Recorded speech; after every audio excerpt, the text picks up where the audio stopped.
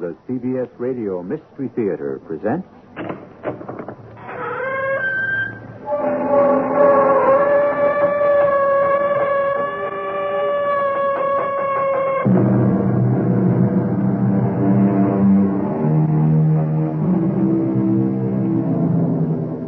Come in.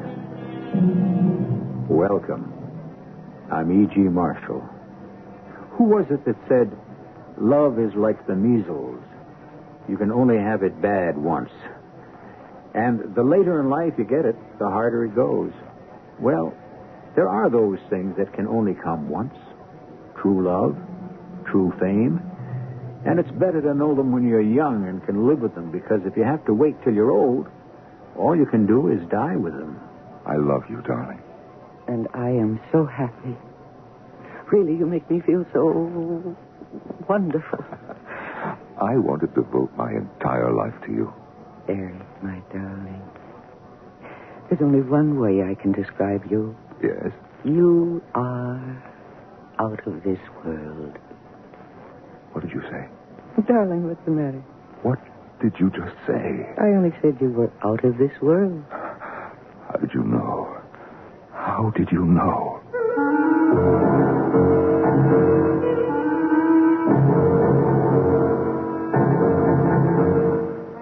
Our mystery drama, The Star Killers, was written especially for the Mystery Theater by Sam Dan and stars Mercedes McCambridge. It is sponsored in part by Buick Motor Division and X-Lax. I'll be back shortly with Act One.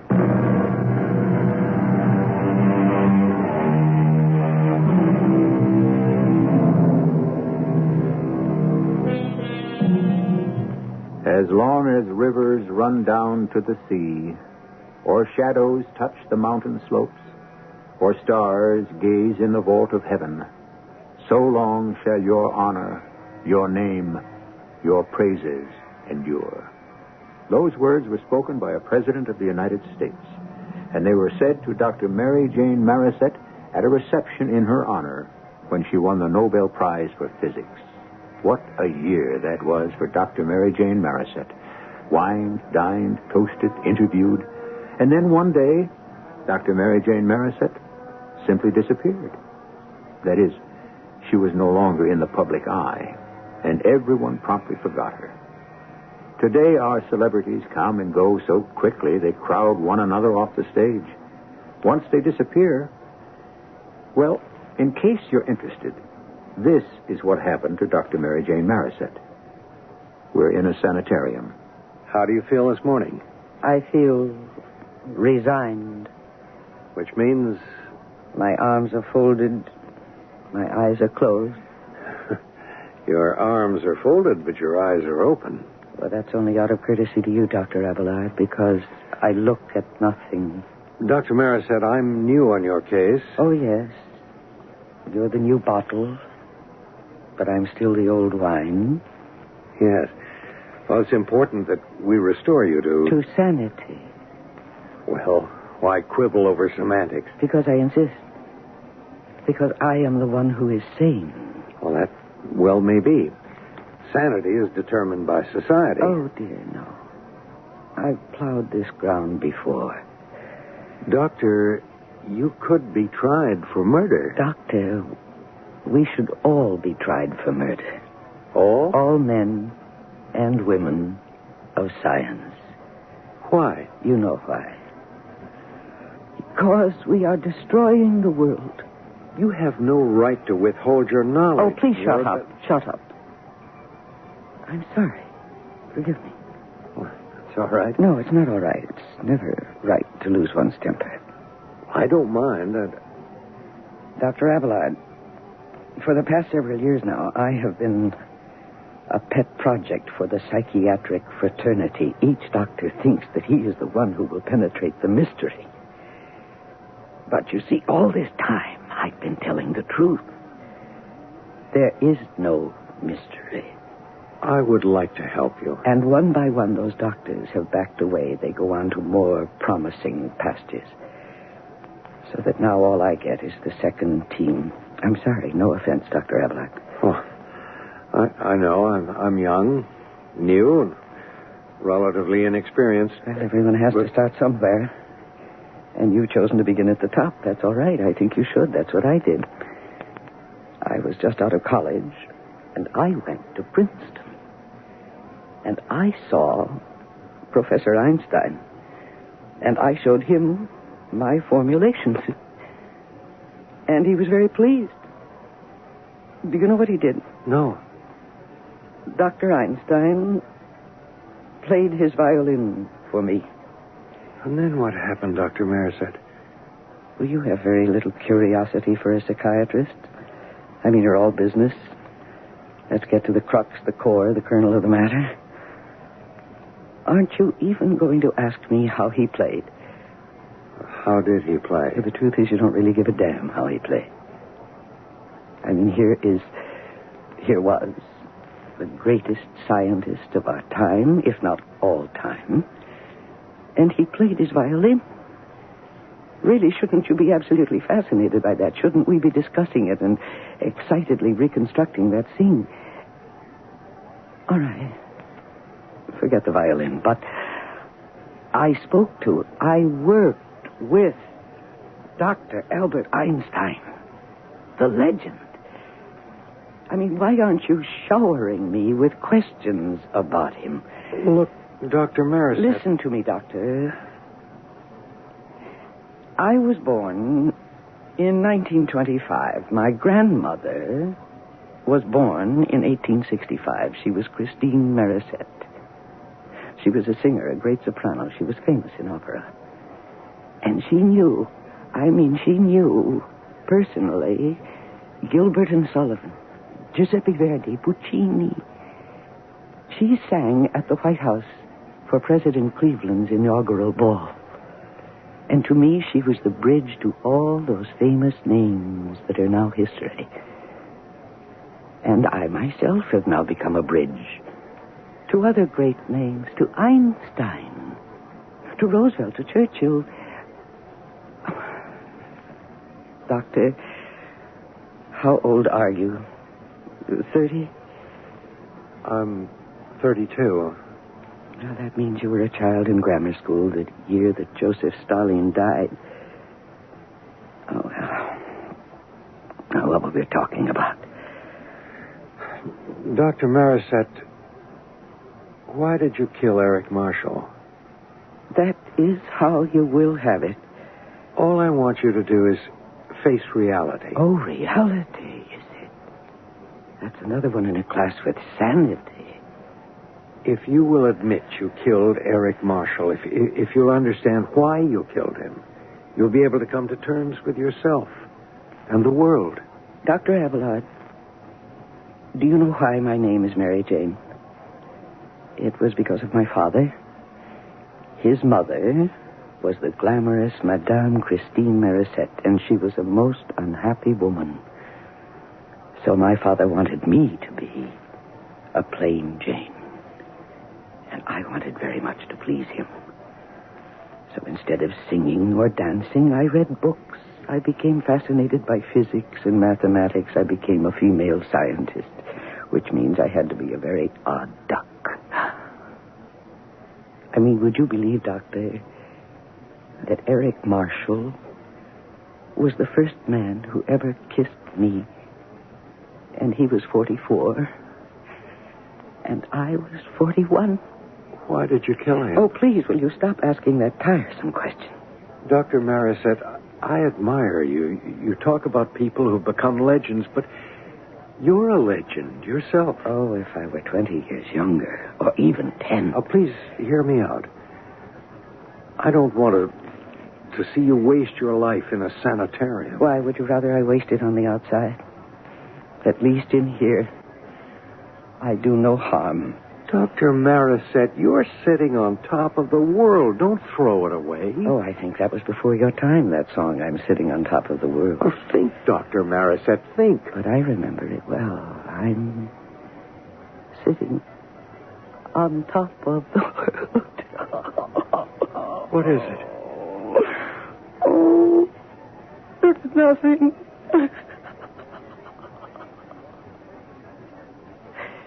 No, really, it's nothing.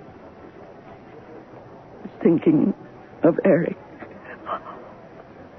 I'm just thinking about him on our first date.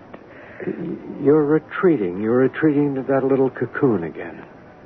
I was driving home from a meeting of the AEC, the Atomic Energy Commission. Yes? That sounds pompous, doesn't it?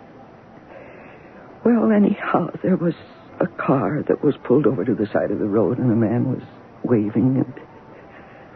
Well, why did I stop? I don't know. I mean, at that moment, did I realize that he was going to be handsome? Did I suddenly feel that lonely? I don't know. But I stopped. Oh, thank you for stopping. Are you in trouble? I suppose so. Could you give me a lift to the nearest telephone or gas station or something? What's the matter with your car? You got me. As far as automobiles are concerned, I can start them, steer them, and stop them. But underneath that hood, it's all terra incognita to me. Terra what? Terra incognita. That's Latin for dark, unknown, mysterious country. I see. Would you like me to have a look? Where? Under the hood. Well, thank you. Oh, no. I should thank you.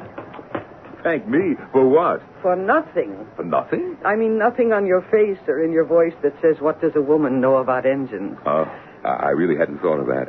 It's just that I've been standing here in the cold for the better part of an hour, and you're the first one who stopped for me. Oh, I see. You're just being polite. Well, probably. When I'm in my element, I'm just as much a male chauvinist as the next fellow. Well, at least you're frank. No, at the risk of a very feeble jest, I'm Eric. Eric Marshall. Now, will you get behind the wheel and try to start it? It won't do any good. Been trying for an hour. However, what did you say your name was? Mary Jane. No, don't do that. You're running down the battery. You're abusing the motor. Abusing the motor. That's rather anthropomorphic, isn't it? Ascribing the qualities of life to inanimate objects. Oh, who really knows what life is? Yeah. Mary Jane what? Oh, Marisette. Then why is that name familiar? Do you know what's wrong with your car? No. Nothing. You're out of gas. Mary Jane Marisette. I remember reading that name. It scans like poetry. It sings like music. I'll give you a lift to the nearest service station. You are the atomic scientist. You won the Nobel Prize for Physics. You'll get a 5-gallon can of gas, and then you'll pour it into the gas tank. Do you know where the gas tank is? No, I'm not sure. I'll drive you back. You know, I always dreamed of winning a Nobel Prize. For what? Literature.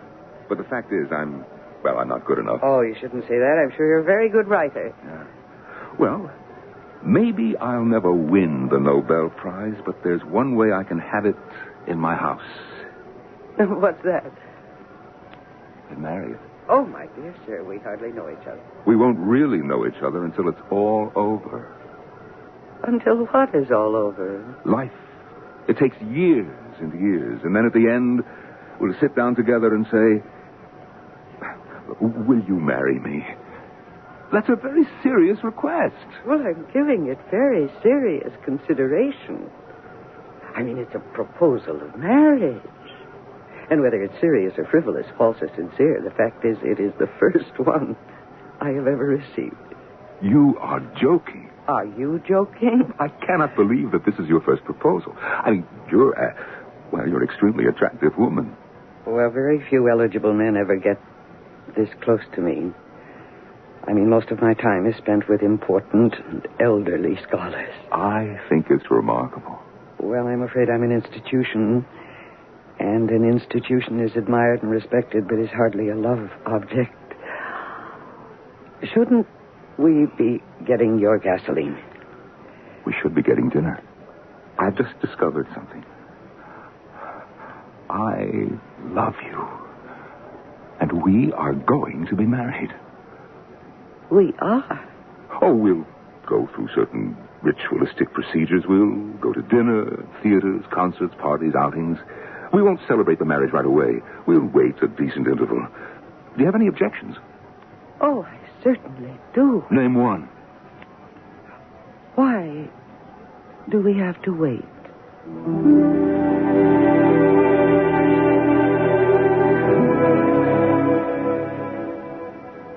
You think it happens only to teenagers? It happens to everybody. And if you want the true facts of life, The older you are, the faster it happens. Well, let's reflect.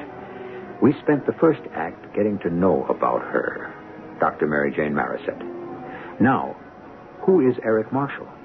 And why is she being accused of murdering him? So far, it looks very cozy and warm. Well, there will be another temperature reading in just a few minutes, when I shall return with Act 2.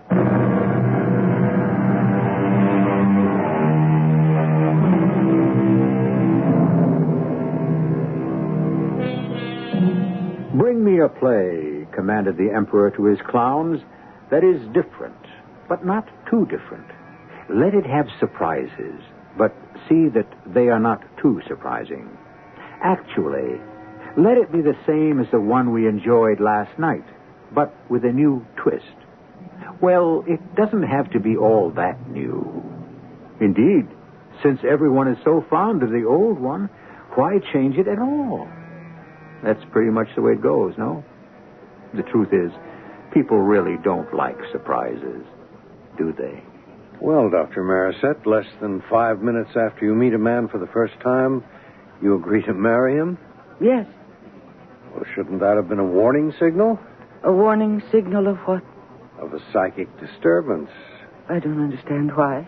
My dear Dr. Marisette, to marry a perfect stranger. Yes, you're right. He was perfect. It shows an imbalance, a lack of stability. Oh.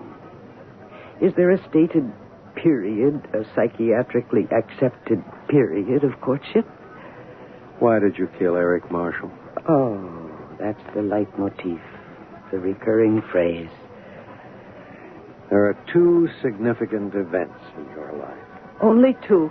Well, of immediate concern. First, your decision to stop all scientific activity. No, that isn't true, Doctor. I decided to stop all work on nuclear activity. Why? Oh, Dr. Abelard, I'm on record. You say that all nuclear activity is dangerous? In effect, yes. And then some months later, you kill your husband? I don't know what I'm going to do about you, Doctor. You insist that I killed Eric. Dr. Marisette, will you tell me, why did you decide to stop working? All right, I'll tell you. Well, I don't mean the published reasons.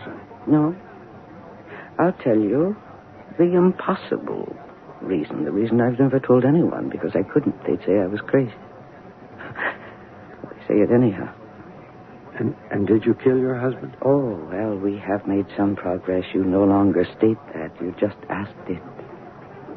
No, Doctor, I didn't kill Eric. Well, if you didn't, who did? Dora Shelton. Oh, no. Why, oh, no? Because Dora is the reason why you killed Eric. He was having an affair with her, and you were jealous. Yes, that's the story that Dora and her accomplices were very careful to create. Create? Accomplices? You make this sound like a plot. That's what it was. It was a plot. A plot. To seize the world. Goodness, I just thought of how that must sound. But that's true. And that's the only way to say it. A plot to seize the world? Is Dora in the employ of a foreign power? No, it's nothing like that. Doctor, there are people from... Oh, this is going to sound... But I have to say it. There are people from space. From another solar system. That's impossible. There you go. You forget everything I ever told you about the impossible. Well, all right. Is there a way to prove it? Oh, yes. How? You see that cigarette lighter of yours? Yes. If you were to light that and hold it just under Dora Shelton's hand... What are you saying? You could probably hold it there for as long as 10 minutes before she would feel any discomfort. I can't believe what I'm hearing. What kind of medieval trial by torture is this? What kind of mumbo-jumbo? And you could have done the same thing to Eric Marshall. Do you mean you held a flame under Eric Marshall's hand? There was no need to. Dr. Marisette, refuse to believe. Because to you it's impossible. But accept it. Just as I did. But No, please, don't talk now. Listen to me. And I'll tell you everything. We were married. Eric and I were married a week after we met. And we were very happy. The condition of love, the act of love, was something so strange and wonderful. It was as if I had been born again. Everyone said that love had seemed to make me flower, and it did. But then, after just a few months, I noticed a change in Eric. Dessert, Eric, darling? What? Huh? I said dessert. That's why we came to this place. It's famous. It's, I should say, notorious for its dessert. I don't think I care for any. Is anything wrong? Is anything wrong? Everything's wrong. What does that mean, darling? It means what it says. Well, can't you tell me? I don't know how. Well, why don't you start at the beginning? The beginning. All right. The beginning was Arshana Rawa. Arshana Rawa. What's that? Could you try to guess? Well, I was a linguistics minor, very minor at college. I should say that it sounds, Persian. Well, it's a mere coincidence. Oh, yeah? Arshana Rawa is Upper Arshana, as distinguished from Arshana Narda, which is Lower Arshana. I assume this Arshana is a place. Oh, yes, it is. Where? It's a planet. I would say it's 100 light years from here. You know, one summer I was a counselor at girls' camp, and we used to play that game around the campfire. Somebody would start a story, and then somebody else would take up the next paragraph, and so on. All right. You begin with a planet 100 light years from here called Arshana. Now then, where can I go with that? It is true, my darling. This is no game. You see, I am from Arshana. We have a red sun. We rotate around a star, which will soon become a nova. It will explode and be dead. It's dying now. Really? For centuries, we have been looking for another place to live. All over the galaxy. Not just our own, but others. Oh, my dear, you never told me you wrote science fiction. We found your planet just a few years ago. We were attracted by the presence of nuclear activity. It's like a beacon through space. It can be picked up over billions, trillions of miles.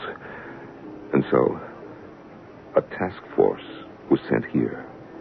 This planet is the only one we could find so far that has the elements that can support life for us. Darling, this is a rather long joke. I hope the punchline will be worth it. We're ahead of you in some respect, behind you in others. We've mastered space travel to a degree you haven't even approached, which is why we could come here. On the other hand, we're not that good at making war. Is that a fact? I am part of an advance unit. Eric, are you all right? I am telling you the truth. Every word I have spoken so far, I am Darling. The one thing that went wrong... Well, the one thing that went wrong... I fell in love with you. Well, how can you say that's wrong? Because I'm going to betray my own people. Eric. No, listen. My people must have a planet. Ours will be a dead world in several hundred years. Well, in that case, why not come here to ours? I mean, we've accommodated uncounted numbers of refugees for centuries. It's impossible. There are 4 billion of us. Could this planet hold another 4 billion people? Eric. No. We'll wait until you destroy yourselves. How? Nuclear energy. You don't know how to employ it properly or control it. Still, you insist on using it. Slowly. Surely. You're poisoning yourselves. You're infecting your souls, your air, your water. Oh, darling, you know that I'm right. Please stop it. Stop? What? All nuclear activity.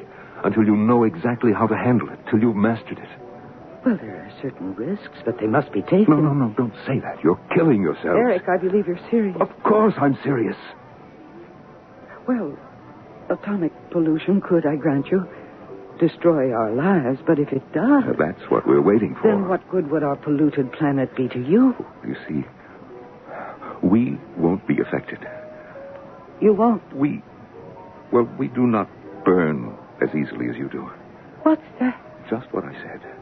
We have a greater resistance to fire. And also, radiation does not alter our cell structure as radically as it does yours. You see, we could live with it. Darling, you're telling me this story for a reason. What is it you want me to do? I want you to use your very considerable influence to put an end to all nuclear activity. All of it? Yes.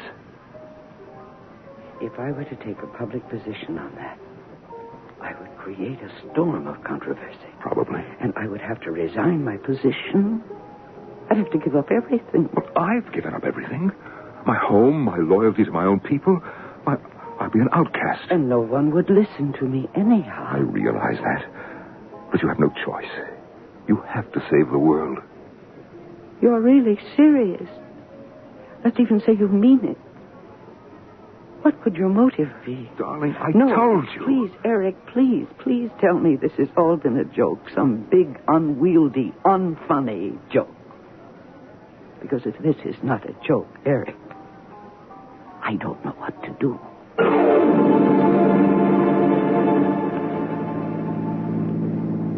Mary Jane? Yes. Oh, I thought you were asleep. You hadn't said a word all the way home. No. But I haven't been sleeping. I've been thinking. Oh, dearest, I wish I'd known how to tell you all this differently. Oh, my, what's that? Better get over to the curb, fire engines. Oh, I wonder where they're going. Hey, look.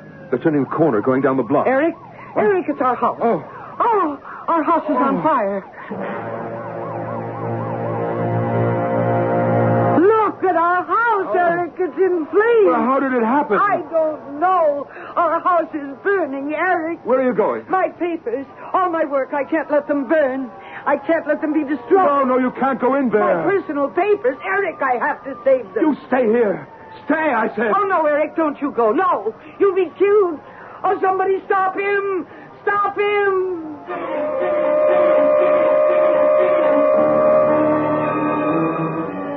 Eric Marshall has just dashed into a fiercely burning house to rescue some of his wife's valuable papers. On the face of it, it's a suicidal act. Certainly, he has rushed into an inferno. How can he possibly come out of it? But wait, didn't he say he comes from another planet? And didn't he say he was of a race that was far more fire-resistant than our own? I'll be back shortly with Act 3.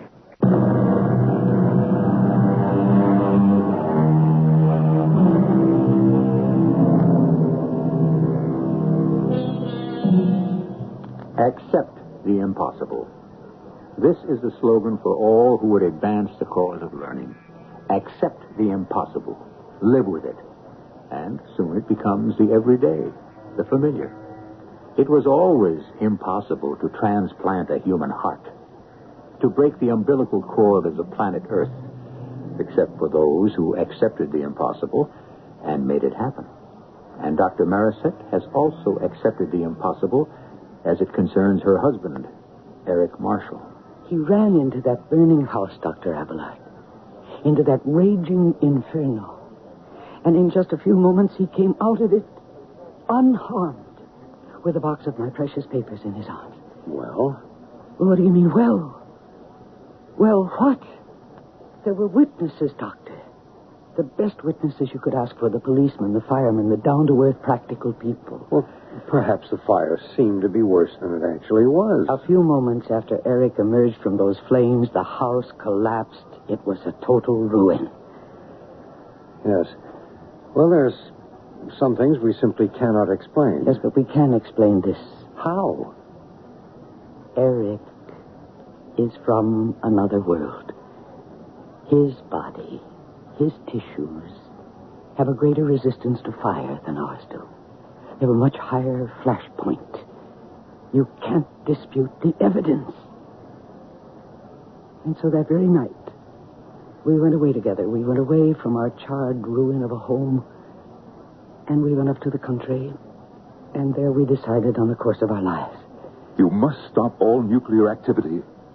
But if I told people why, Eric, I'd probably be locked up as a nut. There is evidence that the present course of activity will destroy the world. My darling, you are not a scientist. You don't know how it is with people like me. You think that things could be that clear-cut, but they couldn't. A single set of facts can make 50 different impressions. But you have to do something. I'll also have to do something. I'll try to convince my people to look for another planet. There's only one person in this world that I can trust with this story, Eric. Just one. For years he's been my guide. He's the chairman of the commission. Can you trust him? With my life.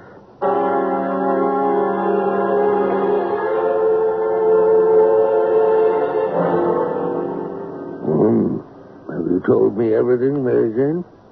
Yes, Dr. Paulson. It's remarkable. It's remarkable because it's true. If he comes from another planet... If, Dr. Paulson, he walked through that fire, there can be no doubt of it. So that means, Dr. Paulson, that I must resign from the commission, because I must now initiate a campaign for a moratorium on all nuclear activity. I mean everywhere. Will you join me? Well, give me a chance to think. Well, of course. But together, the two of us could have much greater impact. Oh, I'm aware of that. Give me a few days. Yes, of course. And think it over yourself. Oh, I have. My mind is made up. Will you wait till I make up mine? That will be well worth waiting for. Well, then, I'll call you soon. And meanwhile, goodbye, my dear Mary Jane. Goodbye, Dr. Paulson. And give my regards to Eric. Yes, of course.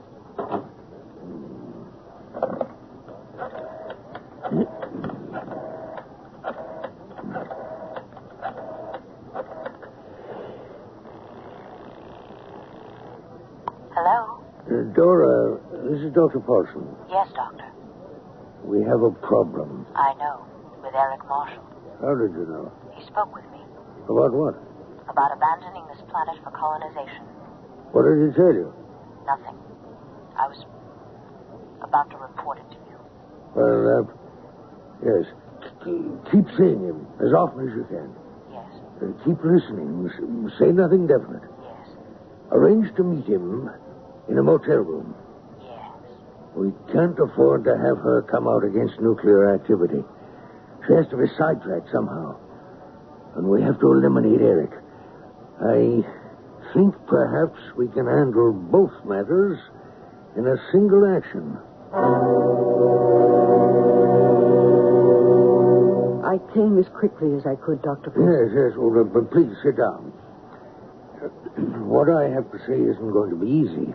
You mean you've reached a decision? Well, it has to do with Eric. Ordinarily, I would never discuss a man's actions with his wife. But the problem of Eric's credibility suddenly has become a matter of cosmic importance. Eric's credibility? Either Eric is telling you the truth, or he isn't. But I've already said that he... It all comes down to that, doesn't it? Yes. But I saw Eric walk through those flames. Well, there can be all kinds of explanations for that. In other words, you don't believe Eric. Oh, I'd like to. This is the part that hurts. Do you know a woman named Dora Shelton? No. She's lovely. What does this Dora Shelton... Eric is having an affair with her. Oh, that's impossible. Why is it impossible? Well, because... Because you don't want to believe it. No, because I know it isn't true. Because I know Eric loves me. I had Eric watched. You had no right to. There's too much riding on Eric. He's been seeing this Shelton woman. I don't believe that. We have times and places. We have witnesses. Excuse me. Dr. Paulson here. Yes? Where? I see. Thank you. That was our detective. Eric and Dora Shelton are in a motel room off the turnpike. No. Oh, no. Mary Jane, my dear, I'm sorry. Here, let me help you. I'll be all right. Let me give you a drink of water. Oh, really, I'm all right. Here, drink this. You'll feel better. What is it? Oh, just something to steady your nerves. Drink it. You'll feel better. Thank you, Dr. Bolton. What am I going to do? Face him with it. I can't. Don't you see, dear? Don't I see what? Why he's unfaithful. Why is any man unfaithful? He wants to get back at his wife. Why does he want to get back at you? He's 15 years younger. 5. We checked his records. Why would a man marry a woman 15 years older? Because he fell in love with me. Especially a man who's very attractive with women. Well, that's all part of his record. Why did he marry you? Why did he marry me? I suppose it was to get the Nobel Prize. He admitted that. He said the only way I'll ever have one in my house is to marry. He made up his story to get you embroiled in controversy that would certainly diminish your popularity. Dr. Paulson, I thank you. It was a ridiculous story, now that you make me think of it. I'm sorry. I just wish there was something I could do for you. Oh, there is. Yes, there is. Would you please give me the name of the motel? Oh, does it matter? Yes. What good would it do? Well, I'm not going there to do good. My dear, surely you're not thinking of violence. Perhaps a little verbal violence. You're a scientist. I'm also a woman, Doctor. Tell me the name of the motel.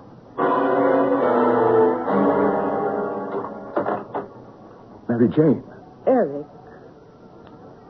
aren't you going to invite me in? Thank you. Well, who is your friend? Mary Jane. This is Dora Shelton, my controller. Your what? My controller.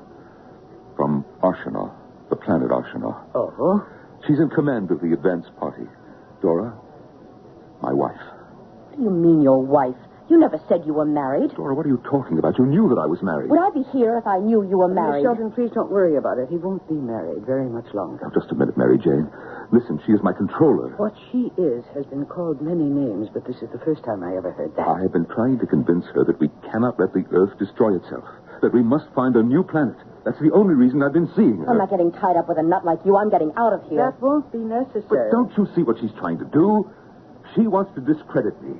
But I'll prove she's from Arsenal. I'll prove it. Let go of me. Eric, what are you doing? You've got to believe me. How can I believe it? Let go of me. Eric, what are you doing with that lighter? I'm proving a point. Don't do that. You'll burn her hand. Eric, you're crazy. Am I?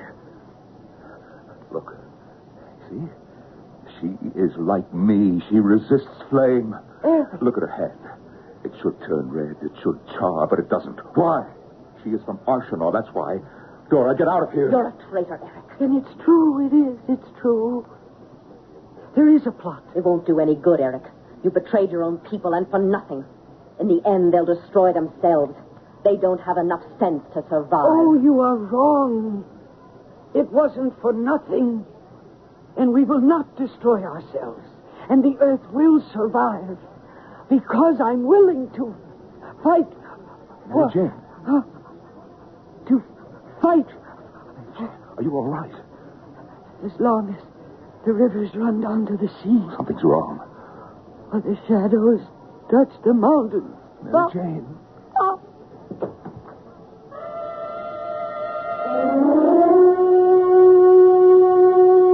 Or stars gaze out in the vault of heaven. Dr. Marisette. Every now and then, I recall those words. What the President of the United States said to me. That was quite an occasion. You say you confronted them in the motel room. Yes, I did, Dr. Abelard, and I fainted there. I must have been drugged. Drugged? How? By whom? I don't know. It must have happened in some way. But the next thing I knew, the police were in the room, and I was told that I had murdered Eric. I see. No, you don't see. How could I have killed him? With the .32 caliber revolver that was found in your hand. With the .32 caliber revolver that was placed in my hand, in my unconscious hand, after Eric had been shot. By whom? By Dora Shelton and whoever else from Arsenal was helping her. But, of course, you don't believe me. Oh, but I do. You're not just saying that. I believe it. Do you? That's good. Because I'm not sure that I do. You don't believe it? I don't know what to believe anymore. I am so tired. I want to rest. I want to sleep. The only time I can be with Eric now is when I sleep. Will you excuse me? Yes, of course. You come back tomorrow. Please. Promise. I promise. So long will your honor, your name, your praises endure.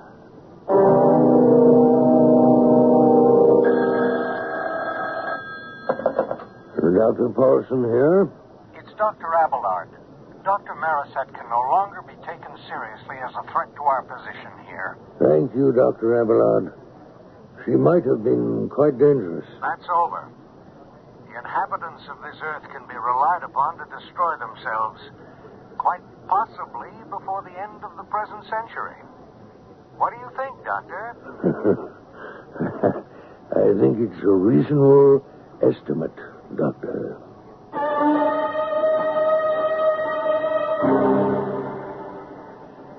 What do you think? Can we be relied upon to destroy ourselves? You must admit there are times when it looks as if that's what we're determined to do. But always there's been a miracle to save us, just in the nick of time. Can we depend on a miracle this time? I only know you can depend on me to be back in just a few minutes.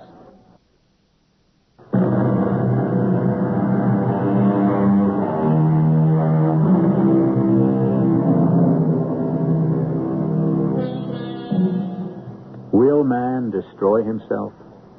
The popular opinion seems to be he won't because he can't. Not because he's too smart, but because he's unable to. However, this business of being unable was true only of the past. Today, man does have the wherewithal. Someone can press a button, or throw a switch, or release a lever. Our cast included Mercedes McCambridge, Norman Rose, Court Benson, and Judith Light. The entire production was under the direction of Hyman Brown. This is E.G. Marshall inviting you to return to our Mystery Theater for another adventure in the macabre. Until next time, pleasant dreams.